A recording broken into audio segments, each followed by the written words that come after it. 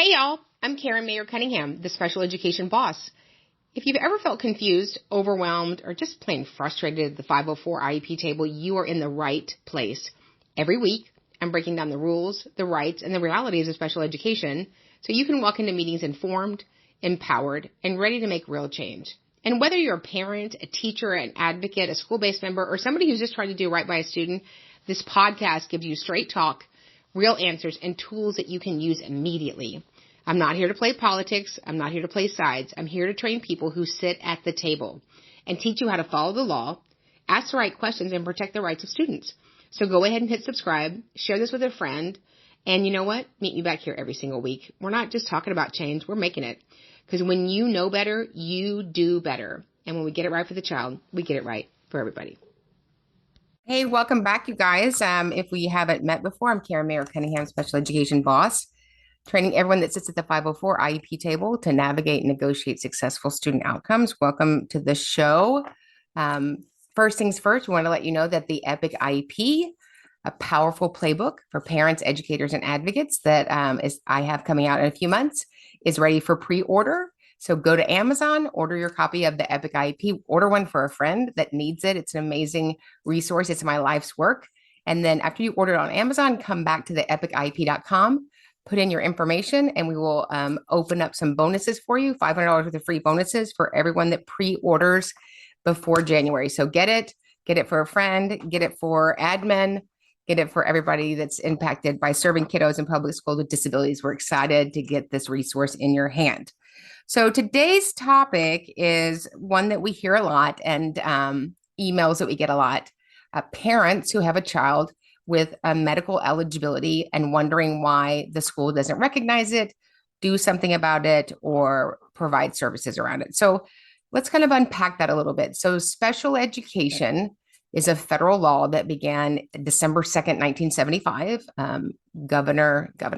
President Gerald Ford signed it into law December 2nd, 1975. It was called the Educating All Handicapped Children Act. In the 90s, it changed to IDEA, the Individuals with Disabilities Education Act. It's really the same law. There's very, very little about it that has changed in language. And it is a law that provides educational services, supports for students with disabilities in public school between the ages of 3 and 22. So I always say there's three models, right? There's an education model, there's a therapeutic model, and there's a medical model. And often they don't work very well together. And so let's kind of talk about what that is and what it isn't, right? So we obviously know what a medical model is. We have, of course, a lot of our doctors use the DSM-5 criteria. This is a book that I use a lot when I'm serving families because the characteristics of certain disabilities are really specified here, especially kids with neurological differences. If you want a copy of this, you can just go to specialeducationacademy.com and look at our bookshelf. It is there. And then the second book that we all use, of course, is this little thing called the federal law, right? This is really fun. If you're, struggling with insomnia, read this book at night. It will make you go to sleep. So this is the federal law. So this is the Office of Federal Registry, Code of Federal Regulations, Title 34, Volume 2 of 4. So this is Part B of IDEA, which comes in 4 parts, A, B, and C. And so certainly we want all of the information about a child as it relates to a medical need. But just because a doctor says you have a medical diagnosis doesn't necessarily mean that it rises to the level of needing additional support at school. So I always say, after an evaluation, one of 3 things occurs, right? So after an evaluation, your child with a disability is not found to need more additional services with the assumption that we're talking about a child with a disability. Number 2, your child with a disability needs additional support at school through a 504, providing them accommodations. Or number 3, that they have a disability at school and they need an individualized education program, an IEP, support services goals, and support minutes to address their needs at school. And so let's kind of unpack what the difference is. So what is a medical diagnosis? So a medical diagnosis is the determination and identification of a disease, a disability, or an other condition that's causing a patient's symptoms. Under IDEA, if a student is eligible under the Individuals with Disabilities Education Act, the student is entitled to special education supports, services at his or her school. Who decides? Well, medical diagnosis is always made by the doctor, trained or trained clinician. Who decides at school? So eligibility under the IDEA is determined by a student's IEP team, which must include the student's parents, one regular education teacher, one special education teacher, a school representative, and somebody who understands how to interpret and discuss evaluations. That's the IEP team. What are the requirements for a medical diagnosis? So the requirements for a medical diagnosis obviously are a doctor or trained clinician who uses background knowledge and clinical criteria to determine the existence of certain conditions or disabilities. For IDEA, the student's IEP must determine that a student has a disability which fits in one of the disability categories specified under the IDEA. This term must also determine that because of this disability, the student needs special education and related services to benefit from their education. And so often I will have a parent that wants a certain name of a condition over another condition. And so here's what we need to remember under IDEA. The 13 federal eligibilities under IDEA, or 14 or 15, depending on which state you are, if we've added NCEC, non-categorical or childhood, developmentally delayed, those sorts of outliers. But the reason for the education eligibility is one thing. It's to solely open the door for services, right? And so we also need to know if there is a medical condition, and we can add that language to the beginning of the IEP document because that medical condition needs to be noted, right? The committee certainly needs to know about that. But we also need to keep an eye on that to see if that medical condition then rises to the level of needing specially designed instruction and or related services under the IDEA. So we want to capture both. We want to capture your federal eligibilities, and we certainly want to capture your medical conditions. But we're looking at eligibilities that need special education. What is special education? That's something more than solely the general education teacher can provide. And so when we make those determinations through an educational evaluation, and those many components that go on that. And that's one of the first chapters in the EPIC IEP, so that we teach you guys how to do full evaluations, whether you're a parent, educator, and advocate, because evaluations do one of two things, right? They identify or dismiss, and we want both, right? We want to make sure that we're serving the kiddos the most appropriate way based upon their federal eligibilities for special education and related services. So it's a good question. And remember that we need all of that information when we're educating the student. Additionally, if the student has a need that doesn't necessarily fall under the name of the federal eligibility under IDEA, we can still provide them support. So what do you mean by that, Karen? So let's say that your eligibility is autism and a speech impairment. So based upon those two eligibilities, you must have at least one service and or IEP goal in each of those categories. So you would need a goal around the characteristics of the student's autism, and of course, a goal around the areas of speech eligibility that he met, right? But you could be a student with autism and a speech impairment and struggle with reading. You could struggle with, hygiene. And so again, we determine those needs based upon robust evaluations, parent input, present levels, and any other concerns that have been brought to the table. So it's important that we always bring all of them so that we can write an IEP to enable the child to make progress appropriate in light of their circumstances. So that's a good question. All right, let's get to the questions of the day. Question: my son has ADHD and is socially delayed. He's gifted and working on a higher grade level. He's in kindergarten, but's been suspended most of the current year because of behaviors. There are no psychological services currently at the school. What do I do to get him the help that he needs? So psychological services are available for any student in public school. So whether you're a general ed student, a 504 student, a special ed student, or a gifted student, psych services are available for any student. So that's an obligation of the district, city, or county that you're in. Without teaching him replacement behaviors, I wouldn't imagine that his behaviors are just going to stop on his own. So I would certainly convene an IEP meeting and to see if he is, in need of an IEP if he's not already on one, and make sure that we have all the services appropriate. And even if you don't have psychological service provider at your campus, that is something that I believe can be provided with fidelity, even remotely, while we're waiting for the district to get that staff member. Suspending kindergartners breaks my heart. So we need to remediate that as quickly as possible. Next question. Hi, I could really use some help. I have twin boys, 12, and both have autism. Both have had IEP since they were 3 years old. One is doing great in classes, grades are great. He's socially doing good, but does struggle at times in certain situations. He is in a contained class, but in fifth, we slowly started him with one general ed class and then more from there. Now in the middle, he is all in general ed classes. He's also been diagnosed with Tourette syndrome last year, which spikes up under stress and anxiety.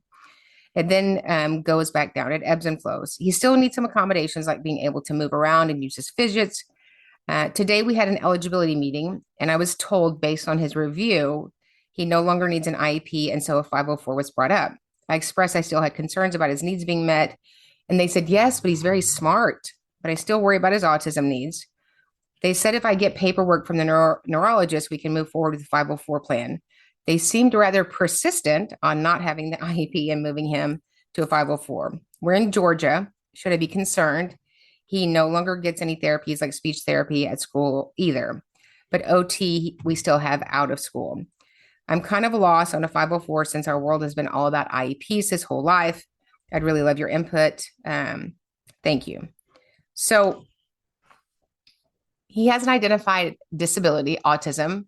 So my first question to the committee would be, have all the characteristics of his autism.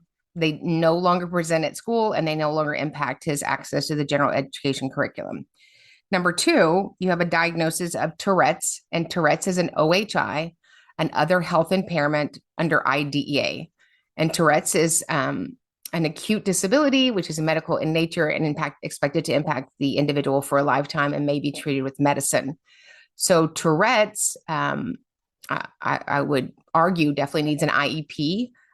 The characteristics of Tourette's can ebb and flow, whether it's physical tics, verbal tics, all of those things. I would reach out to TAA.org, Tourette's Association of America. They have great resources. But absolutely, I would still believe that he needs an IEP. Without an IEP, he doesn't have any supports or services. He simply has accommodations.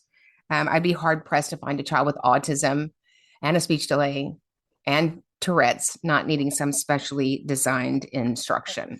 Okay. And remember that you're the stakeholder too. So we don't pressure parents. We are all allowed to make informed decisions by looking at data that we can chart and screen share. So if you disagree with the new evaluation, I would ask for an IEE, an independent education evaluation at the expense of the district, and ask for them to hold his IEP until we get those new findings back. Question. I have a student who's biting, scratching, throwing chairs, destroying the classroom, growling, and causes a major disruption in the room. He was diagnosed with anxiety and he elopes. Is he able to be placed in an inclusive classroom prior to the IEP meeting? So we don't change children's placement without an IEP meeting because it needs to be a committee decision. But we want kiddos to have the right support, and sometimes they don't have the right support yet. And certainly we want people to be safe. We want that child to be safe. And when there's no safety, there's no learning. So for me, his safety in the classroom and the adults and the other children would be my first concern going forward. And then we can talk about the LRE, the least restrictive environment, across content areas to implement his IEP. Question. Good evening. I love watching your videos. I had a question. More of a scenario. I wanted to pick your brain about it. I'm a special education teacher, but my cousin teaches 6th grade in general ed social studies.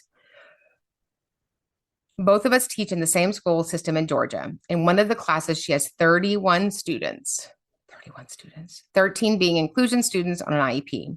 One student in particular has a history of behaviors and is in the process of a manifestation determination resolution meeting, an MDR. This past Friday, he threatened to physically harm her. She wrote him up, but he received no consequences for his actions. Yesterday, he clearly threatened to bring his BB gun to the classroom.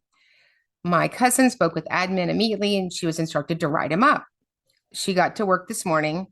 to be met by another admin letting her know that the admin had deleted the referral written up.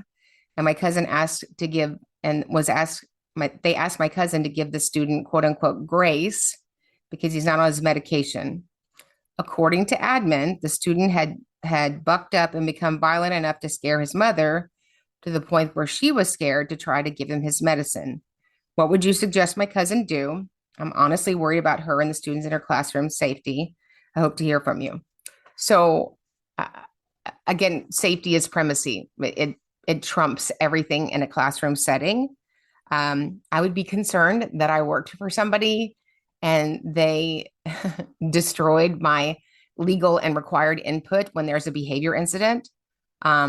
So I would email the principal with my write-up attached and just say, this is my legal copy of the write-up that I believe goes in the student's cumulative folder, because I have an obligation to write up a student when there's an issue. I would hate for me not to meet my obligation by it being removed.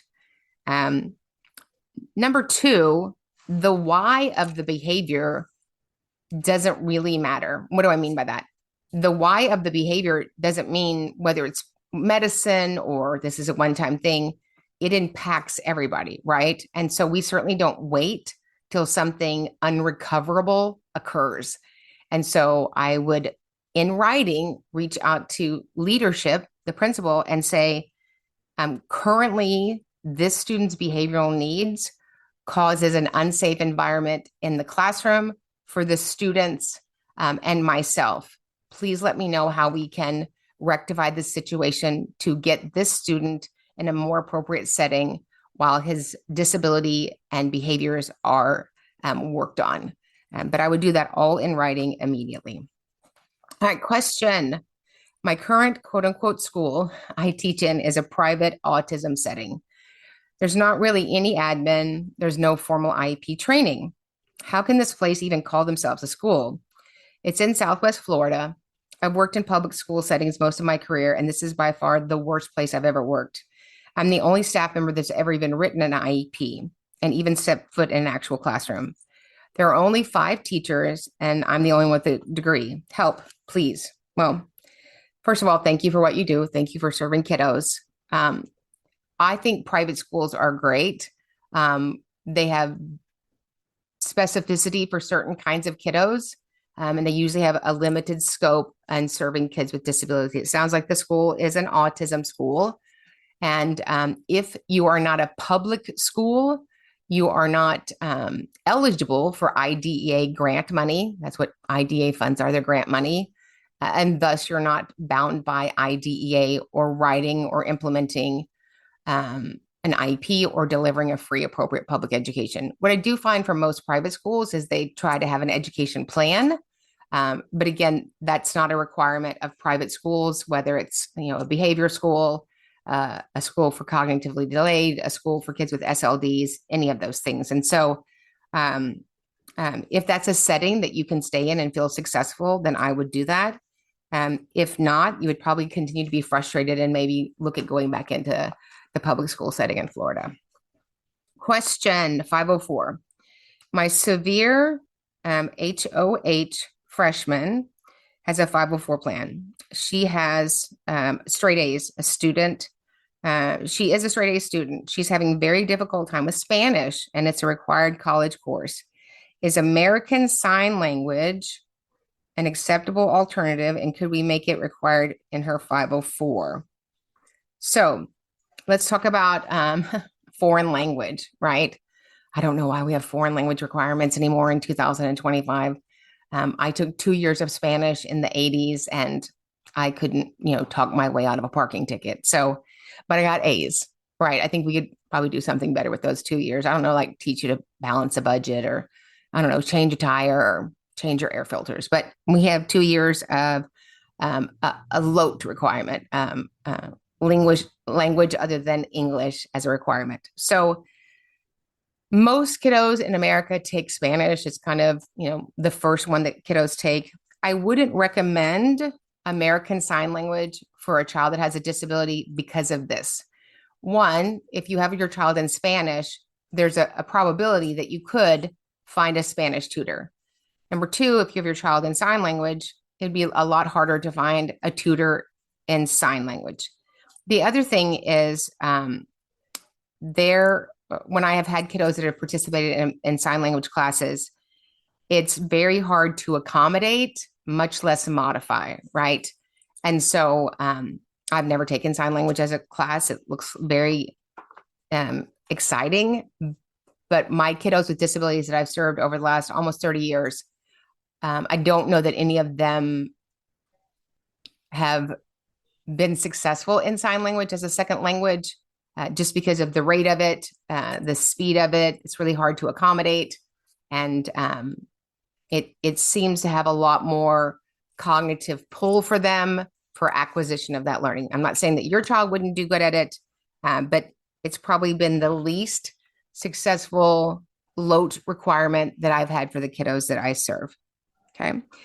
She said, can we make it a requirement in the 504? So a 504 doesn't have requirements. It has civil rights, and those civil rights are accommodations. So a class selection wouldn't be an accommodation. Okay. Hello. Question. Can you assist me in getting an advocate for my daughter? I can. So we have advocates. We have a team of full-time partner advocates. And so just email us at advocate@specialeducationacademy.com, advocate@specialeducationacademy.com, and we will get you connected with somebody. Next question. I saw your hourly rate of one-on-one for you. That seems high. Is that correct? So I have three rates. I have a rate if I'm going to be your advocate and serving your child, whether it's a records review, at meetings, progress meetings, evaluation meetings, those sorts of things, prepping your file. I have a different rate, a higher rate, if I'm representing you in some sort of filing. So in a due process filing, in a mediation filing, in a dispute resolution session filing, in a state written complaint filing, a federal complaint with the U.S. Department of Education Office of Civil Rights. That's a higher rate. And then I have an hour coaching rate, which is my highest rate, which is probably what you're talking about on the website. So that is for people almost always who are either full-time advocates and they want me to coach them for an hour. They are parents that have already filed a due process, or they filed a federal complaint, or they're considering filing, and they want my recommendations and input on what they've done so far, and if I would recommend any adjustments as they move through that process. I just had a family that I served with hourly coaching. They had filed a dispute. They'd filed a due process hearing, and it was thrown out by the hearing officer for being insufficient. So I helped them rewrite their pleading with their formal allegations, and then it was opened then, and they were able to proceed with their due process. So that's what that one-on-one coaching with me is, and that's the highest rate that I have on the website. And because that is just asking me, you can ask me 500 questions, and a lot of times it's other professional advocates or parents that find themselves in a legal proceeding that's kind of going a little bit faster than they had expected, and they're wanting input on that. Or it could be anybody that just wants an hour of straight coaching from me, but that is for coaching. If you're looking for representation, then you would just send us an email to advocate@specialeducationacademy.com, and we would get you my opening documents. Questions. So I have a mom calling out for help for her child who's being targeted, and the school is not following protocol. So when you say targeted, do you mean targeted by another adult? Do you mean targeted by peers? Either way, you would go to the principal and ask for that situation to be addressed so that we could get ahead of any sort of unrecoverable event occurring.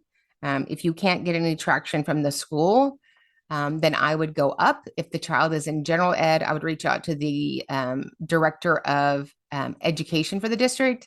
That child's in special education, I would reach out to the director of special education for the district. Question.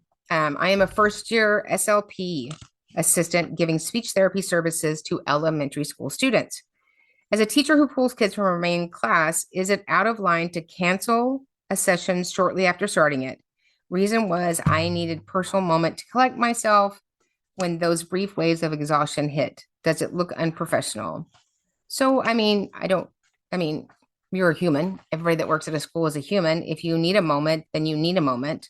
And if you need to reschedule those minutes, that's fine. I don't know that it looks unprofessional. You're unprofessional would be doing something that is out of the expectation for your certification. Being a human has nothing to do with being unprofessional. Okay. Question. Are you allowed to stay after school to accommodate one-on-one assessments with one of our high school students after coordinating with the student and the parent? Are you allowed? I mean, if the staff member agrees to that, then you would have to provide it. It's going to be outside of your contract because we implement the IEP during the instructional day, right? We're not expecting teachers to stay till 6 o'clock at night. So I would, going forward, do that one-on-one testing at a different time of the day during the instructional day. Question, I am in Missouri. I'm a retired special education teacher. I'm working with a friend to help her advocate for her child that has an IEP. The child's been diagnosed 5 years ago with an intellectual disability. He's made so much progress in so many areas. She would like to do testing to get an updated picture of where he's functioning. The school originally said no real need to test since he can get everything he could possibly need with his current ability at his review of existing data meeting, and even talked around her request. She's wanting more. She personally pays a lot out of pocket for tutoring and continued support, but is getting mixed signals from tutors and school. What do you recommend for her course of action to be continue to fight for the testing? So we're required every 3 years to do a triennial, a reevaluation of existing educational data. And then we go through as a committee and determine the areas where we want new testing. So your child's already in special education. If it's triennial and you wanted updated testing in an area, the district can't deny you that. If you have questions around that, I would reach out to DESE in Missouri for compliance. Tell them what concerns you're having in the district and ask for a response back how to proceed if the school denies you testing at your child's own reevaluation, because that's an obligation of the school district. Additionally, if you are wanting updated testing, something I would share with your friend is if the student has a speech impairment and we're doing updated testing to kind of really determine their needs, I might ask for, in the cognitive area, I would ask for the lighter 3 or the unit. Those are a nonverbal test, and I think they give you a more appropriate picture of a student that's impacted by a profound speech impairment, which I would assume that student might also have if he has an intellectual disability. Question, special education teacher here. We are down 2 paras, so 6 of my students go unsupported in their science class. Leadership says they have a year to fill the position before we can say we're not compliant. What? So you get a whole year of being not compliant, it doesn't count? In what stratosphere is that? My kiddos are struggling. I can't leave my co-tots to help. 6 IEPs are unmet. What can I do? So we're either delivering FAPE or we're denying FAPE. So I would reach out to the Department of Education, wherever you live, the SEA, the State Education Agency, this Department of Education, and just send in a general question. I am wondering if a district has a full year of being non-compliant with special education staff and a full year to be non-compliant. And I would say this, can you please show me where that is in the code? Can you please show me where that is in the code? So when I reach out to a state Department of Education and I have a question, I want to know where it is in the code, right? If it exists in the code, they might have added that this year.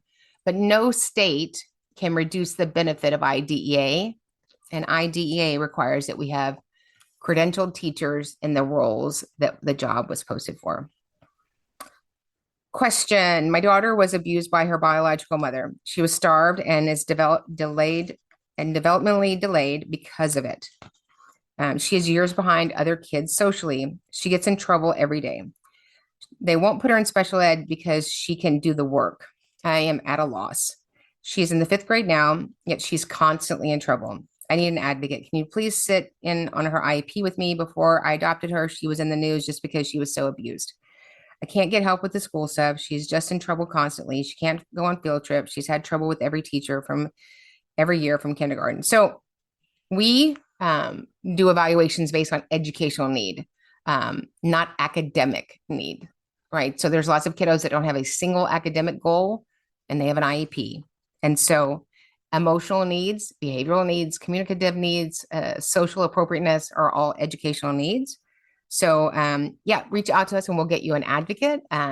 Our email is advocate@specialeducationacademy.com, and we will connect you with somebody and get you started on the right path to help support your daughter. All right, so that is it for the questions of the day. Remember, when you get it right for the child, we get it right for everybody. Go to Amazon and pre-order the epic-iep.com. I'm sorry, the Epic IEP on Amazon. It's available there now.